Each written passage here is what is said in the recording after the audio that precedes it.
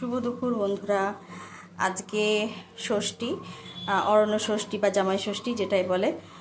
ভাগ্যক্রমে সেইভাবে আমার হাজব্যান্ডের শ্বশুরবাড়ি যাওয়া হয়ে ওঠে না।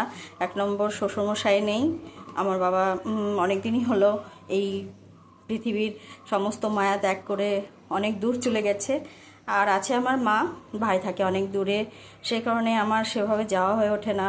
ভাই বউ চাকরি করে, তার মেয়ে সেখানেই থাকে। সেই কারণে সেভাবে যাওয়া হয় না।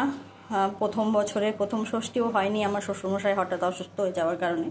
তো সেটাই আমি ঘরে ছোট্ট করে পালন করার চেষ্টা করি। তো এই যৎসামান্য একটু আয়োজন করেছি। তার মধ্যে আছে আজকে ঝিঙে দিয়ে ডাঁটা দিয়ে একটি তরকারি।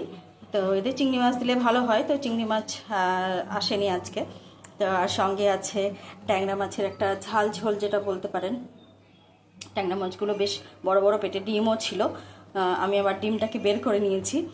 আর সামান্য একটু পোলাও বানিয়েছি, সঙ্গে সাদা ভাত আছে। আর রয়েছে, এখনও কড়াইয়ে হচ্ছে, এরকম মাটন কষা। এটা হচ্ছে এখনও। তো এই যে মাটন কষা এখনও হয়ে ওঠেনি, এখনও হচ্ছে।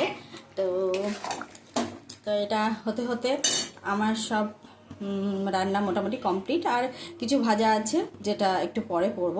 গ্যাস ট্যাস মুছে, যেহেতু আঁশ নিরামিষের একটা ব্যাপার থেকে আঁশ পর্বটা হয়ে গেল, এবার নিরামিষের পর্ব খাবে ধরুন আমার ছেলে আর তার বাবা। তো আর আমি আর আমার শাশুড়ি মায়ের তো আজকে নিরামিষ পর্ব, তো একটু পরে সে ভাজাভুজিগুলো করব, গ্যাস ট্যাস সব পরিষ্কার করে। আমাদের তো চিড়ে-মুড়ির ব্যাপার, তো ওদের জন্য সামান্যতম আনন্দের জন্য সামান্য এই জোগাড় আমি করতে পেরেছি। তাও সেটা আমার হাজব্যান্ডের কৃপায়, তো তিনি এনে দিয়েছেন বলেই আমি করতে পেরেছি। তবে এটুকুই। শুভ দুপুর।